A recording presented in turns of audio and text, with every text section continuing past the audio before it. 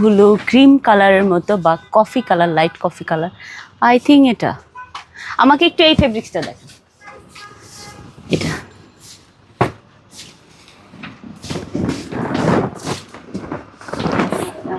দেখি, আমি আগে আমার স্কিনে রাখি, মানে শরীরে রাখি, তারপরে দেখি।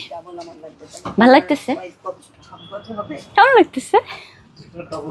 আমার তো ভালো লাগতেছে কালারটা।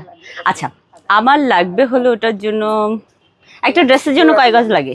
3 গজ। 3 গজ। তার মানে আমার 3 গজই লাগবে। সো আমাকে 3 গজ দেন। এটা হলো মাসলিন কাপড়। হ্যাঁ, মাসলিন।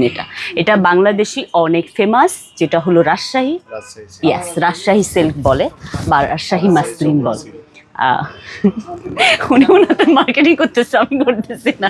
আমি বাংলাদেশের মার্কেটিং করতেছি, কারণ বাংলাদেশের মাসলিন এরকম একটা মাসলিন যেটা হলো আপনি চাইলেও, মানে যেই কোনো রিংয়ের, এই যে আমি একটু দেখাই, 1 মিনিট। এই যে আংটির ভিতর দিয়ে যে মাসলিন ঢোকানো যায়। বাংলাদেশের মাসলিন এত ফেমাস। এটা